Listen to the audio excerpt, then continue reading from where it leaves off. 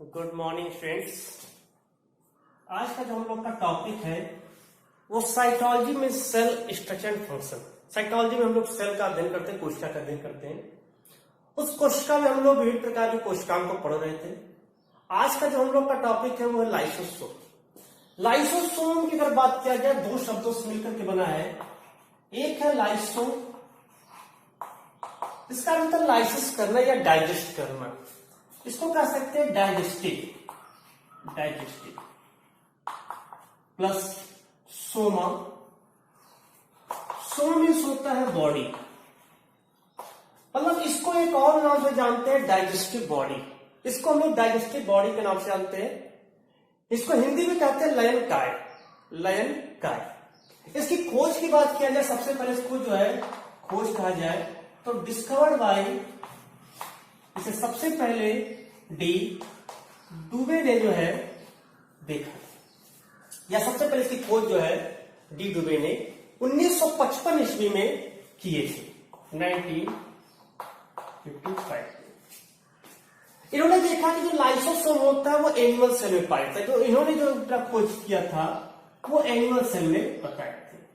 तो मुख्य रूप से ऐसा माना जाता है कि जो लाइसोसोम होता है वो जंतु कोशिकाओं में ही पाया जाता है। लेकिन एक साइंटिस्ट है पी मेटाइल, इन्होंने न्यूरोस्पोरा जो है पी मेटाइल जो थे, इन्होंने जो पी मेटाइल 1964 ईस्वी में इन्होंने सबसे पहले इसको जो है न्यूरोस्पोरा एक कवक का नाम है, एक फंजाई है, उस कवक में भी इसकी उपस्थिति को पता लगाया। लेकिन प्राय अगर देखा जाए हायर प्लांट्स में बिल्कुल नहीं पाया जाता है। हाँ, लोअर प्लांट्स में जिससे कुछ फंजाई की बात करें तो यहां पर पाया जाता है, लेकिन सभी जंतु कोशिकाओं में निश्चित रूप से पाया जाता है।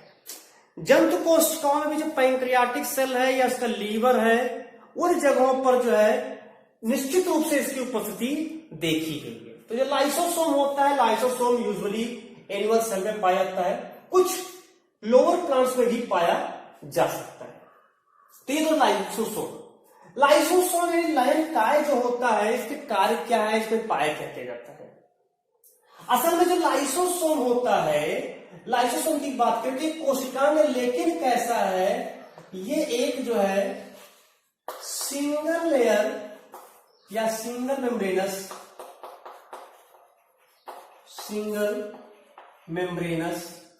ऑर्गेनेल्स होता है। सिंगल मेम्ब्रेनस ऑर्गेनेल्स होता है, एक झिल्ली से घिरी हुई एक केवल संरचना होती है। Just like a sac like structure, थैलीनुमा संरचना में जो है पाया जाता है। थैलीनुमा संरचना में साइक लाइक स्ट्रक्चर में जो है ये प्रेजेंट होता है, सिंगल मेम्ब्रेनस होता है। ठीक है, ये केवल एक ही झिल्ली से जो है घिरी हुई जो है एक संरचना होती है। जो लाइसोसोम होता है, लाइसोसोम की बात किया जाए तो इसकी जो एक्टिविटी होती है, इसकी जो क्रियाशीलता होती है, इसकी क्रियाशीलता अम्लीय माध्यम में अधिक होती है। जो एसिडिक फॉर्म में ये जो है अधिक रहती है। मतलब इसका पीएच मान होता है, पीएच मान लगभग जो है 5 होता है। तो ये जो है केवल अम्लीय माध्यम में एक्टिव होता है, एसिडिक फॉर्म में जो है एक्टिव होने का काम करता है, सक्रिय रहता है। जबकि अगर हम लोग बात करें अपने साइटोप्लाज्म की, तो जो साइटोप्लाज्म होता है, उस साइटोप्लाज्म की जो पीएच मान होता है यह लगभग 7.2 होता है, यानी क्षारीय होता है। अगर मान लेते हैं इसका कोई भी पदार्थ जो है रिस करके इसमें चला है साइटोप्लाज्म में, तो भी वो जो है इसके क्षारीय माध्यम के कारण जो है वो निष्क्रिय अवस्था में बना रहता है। असल में होता क्या है लाइसोसोम में, तो उसको समझेंगे। जो लाइसोसोम होता है, लाइसोसोम में क्या पाया जाता है उसको समझेंगे, लेकिन पहले समझे उसका डायमीटर कितना होता है। ये तो सबसे ज्यादा आवश्यक है कि उसका डायमीटर क्या है, तब ये समझ में आएगा कि उसके अंदर क्या पाया जाएगा, उसका व्यास कितना होता है। तो इसका जो व्यास होता है वो लगभग 0.25 से 0.50 माइक्रोन मीटर का इसका व्यास होता है। और इस लाइसोसोम के अंदर जो है, जो मेम्ब्रेनस ऑर्गेनेल है, इसके अंदर विभिन्न प्रकार के डिफरेंट टाइप के, विभिन्न प्रकार के या विभिन्न नेचर वाले डिफरेंट टाइप के लगभग 50 से भी अधिक हाइड्रोलिटिक एंजाइम पाए जाते हैं, हाइड्रोलिटिक एंजाइम्स पाए जाते हैं। ये जो एंजाइम्स होते हैं, ये एंजाइम जो है इसमें विभिन्न प्रकार के होते हैं। तो कुछ इसमें प्रोटीन को तोड़ता है, कुछ इसमें पॉलीसैकेराइड को तोड़ता है, पॉलीसैकेराइड पर काम करने वाले भी होते हैं इसमें जो है, कुछ न्यूक्लिक एसिड को तोड़ते हैं, न्यूक्लिक एसिड को भी तोड़ने वाले होते हैं, और कुछ लिपिड को भी तोड़ते हैं। तो इस तरह से जो है इन सब को जो है डाइजेस्ट करने वाले एंजाइम जो है वो लाइसोसोम में प्रेजेंट होते हैं। लाइसोसोम में लगभग 50 से भी अधिक जो है जल अपघटनी एंजाइम पाए जाते हैं। जल अपघटनी एंजाइम जो होते हैं वो केवल और केवल अम्लीय माध्यम में सक्रिय होते हैं। अगर मान लेते हैं ये यहां से रिस करके किसी भी रूप में स्रावित होकर के इस झिल्ली को पार करके साइटोप्लाज्म पहुंच भी जाता है, तो उसमें जो उसके पीएच फार्मूला उसमें परिवर्तन होने के कारण जो है ये प्रभावी नहीं होते और निष्क्रिय रूप में ही पड़े रहते हैं। अतः इसका प्रभाव जो है वो साइटोप्लाज्म पर नहीं पड़ता है। तो ये इसके जो है विशेषता आती है, क्योंकि इसमें लगभग 50 से अधिक जल अपघटनी एंजाइम पाए जाते हैं। अगर इसके फॉर्मेशन की बात करें कि इसका ओरिजिन कैसे होता है, इसका निर्माण कैसे होता है, तो जो लाइसोसोम होता है उस लाइसोसोम के निर्माण जो होता है वो एंडोप्लाज्मिक रेटिकुलम से या जो गोल्गी वेसिकल्स होते हैं इससे होता है। एंडोप्लाज्मिक रेटिकुलम या गोल्गी वेसिकल्स से जो बनता है लाइसोसोम, उसको नाम दिया जाता है प्राइमरी लाइसोसोम। इस तरह से प्राइमरी लाइसोसोम बनता है। अब देखिए प्राइमरी लाइसोसोम कैसे सेकेंडरी लाइसोसोम में कन्वर्ट होता है, इन चीज को जहां पर जानेंगे। सबसे पहले होता कैसे, मान लेते ये यहां पर हम मान लेते हैं सेल एक तरफ इधर और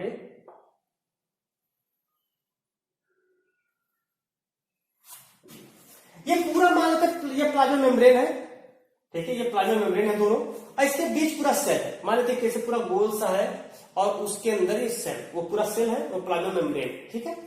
अब इस प्लाज्मा मेम्ब्रेन से क्या होगा, जो फूड पार्टिकल्स होंगे, जो छोटे छोटे फूड पार्टिकल्स होंगे, ये फूड पार्टिकल्स क्या है, फूड पार्टिकल्स, ये फूड पार्टिकल्स इस प्लाज्मा मेम्ब्रेन से, इस जो प्लाज्मा मेम्ब्रेन है, इस प्लाज्मा मेम्ब्रेन से एंडोसाइटोसिस के थ्रू अंदर जाएगा। कैसे जाएगा, एंडोसाइटोसिस के थ्रू। इस पूरी प्रक्रिया को कहते हैं एंडोसाइटोसिस।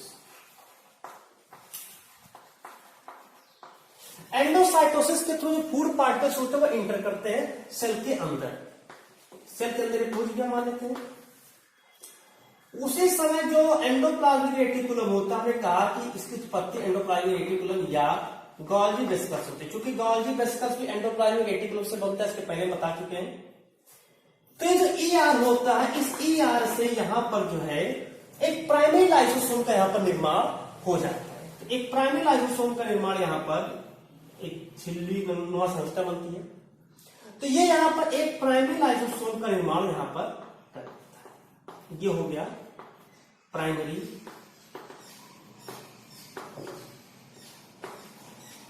लाइसोसोम।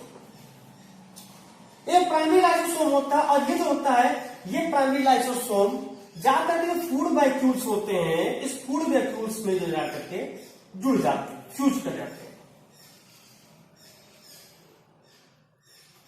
ठीक। ये प्राइमरी लाइसोसोम इस फूड वैक्यूल्स में, इसको हम लोग फूड वैक्यूल भी कह सकते हैं।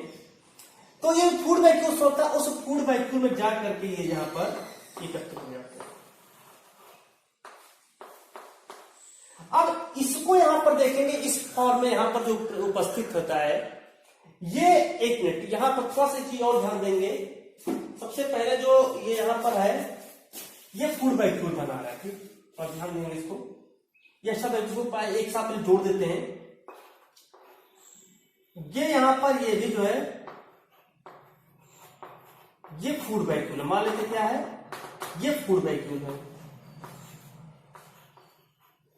अब क्या होते हैं कि जो फूड वैक्यूल है और ये लाइसोसोम, ये दोनों आपस में जो है जुड़ते हैं, फ्यूज करते हैं, और फ्यूज करने के बाद जो प्राइमरी लाइसोसोम है और ये जो फूड वैक्यूल है, ये दोनों यहां पर जो है जुड़ गए। अब इसको हम कहेंगे, नाम देंगे सेकेंडरी लाइसोसोम। Secondary lysosome. जब प्राइमरी लाइसोसोम फूड वैक्यूल के साथ फ्यूज करता है, दोनों आपस में जुड़ते हैं, तब वहां सेकेंडरी लाइसोसोम बनता है। या तो प्राइमरी लाइसोसोम सेकेंडरी लाइसोसोम बनाएगा, या तो फिर जो स्वयं जो है ऑटोफैजिक वैक्यूल में कन्वर्ट हो जाएगा, या तो वो स्वयं जो है ऑटोफैजिक वैक्यूल्स में कन्वर्ट हो जाएगा।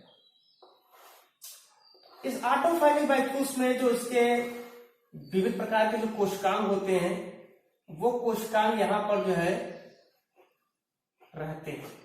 तो उन कोशिकाओं को, जो कोशिकाएं नष्ट हो जाती है, मृत्यु हो जाती है, निर्जीव हो जाती है, उनको नष्ट करने का काम ये ऑटोफैजिक वैक्यूल कर सकती है। या तो ये ऑटोफैजिक वैक्यूल बना लेती है, ऑटोफैजिक वैक्यूल, और या तो फिर ये प्राइमरी लाइसोसोम फूड वैक्यूल्स के साथ फ्यूज करके सेकेंडरी लाइसोसोम के यहां पर निर्माण करेगा।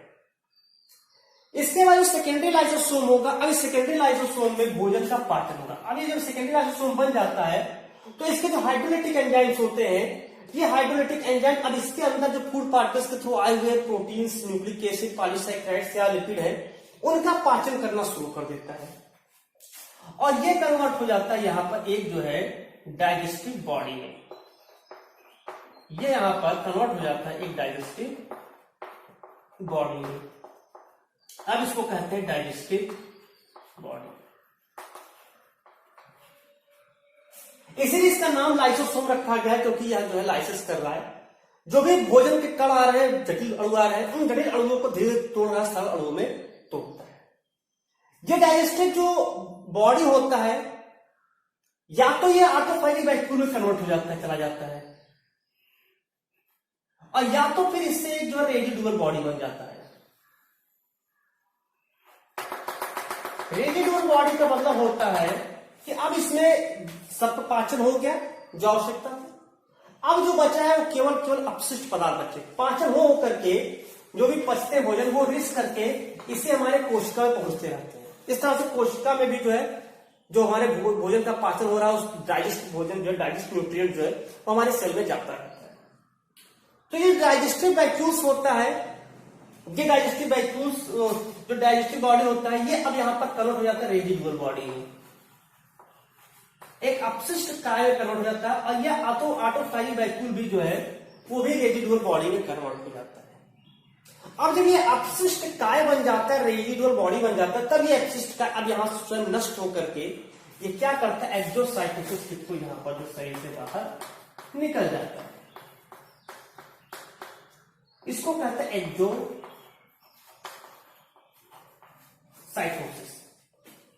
इस तरह से रेजिडुअल बॉडी जो है तो शरीर से बाहर निकल जाता है। अब ये यहां पर जो शरीर से बाहर निकल गया है, एक्सोसाइटोसिस हो गया, ये अपशिष्ट पदार्थ है। असल में जब ये यहां से बाहर निकलता है तो स्वयं नष्ट हो जाता है।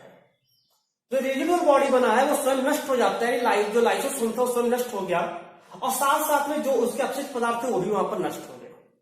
इसे जो लाइसोसोम होता है, इस लाइसोसोम को एक और नाम से जानते हैं, इसको जो लाइसोसोम को जो है सुसाइडल बैग भी कहते हैं। सुसाइडल बैग के नाम से, मतलब इसको आत्महत्या की थैली के नाम से जानते हैं, क्योंकि देख रहे हैं कि स्वयं नष्ट होकर के जो अपशिष्ट पदार्थ है उसको नष्ट कर दे रहा है। कभी कभी इसका नष्ट होना बड़ा लाभकारी भी होता है। जैसे मेढक के पूंछ, जो मेढक का लार्वा होता है उसको लोग टैडपोल लार्वा कहते हैं। पढ़े हुए कि टैडपोल लार्वा में पूंछ पाया जाता है, लेकिन जब वही लार्वा वयस्क होता है तो उसके जो मेढक बनता है तो उसमें पूंछ नहीं पाया जाता है। असल में होता क्या है कि जो लाइसोसोम होता है वो लाइसोसोम यहां से रिस करके, जब टैडपोल अवस्था में होता है तो लाइसोसोम के एंजाइम रिस करके उसके जो पूंछ है, उस पूंछ में उपस्थित जो भी जटिल जो भी कार्बनिक पदार्थ होते हैं, उस कार्बनिक पदार्थों को वो लाइसिस कर देता है, उसको डाइजेस्ट कर देता है, और धीरे धीरे क्या होता है, उसका जो पूंछ होता है वो धीरे धीरे समाप्त होकर के उसकी बॉडी में ही विलीन हो जाती है।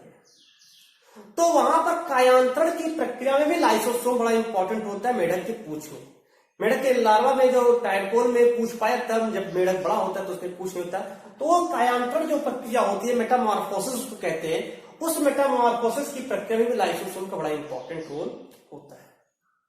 तो जो लाइसोसोम होता है, लाइसोसोम देख रहे हैं कि ये क्या कर रहा है कि जो भोजन है उस भोजन को पचाने का काम कर रहा है, और फिर अब जो अपशिष्ट पदार्थ बच रहा है वो स्वयं अपशिष्ट में परिवर्तित होकर के उसको नष्ट कर देता है और स्वयं नष्ट हो जाता है। इसलिए इसको जो है आत्महत्या की थैली के नाम से भी जो है जानते हैं।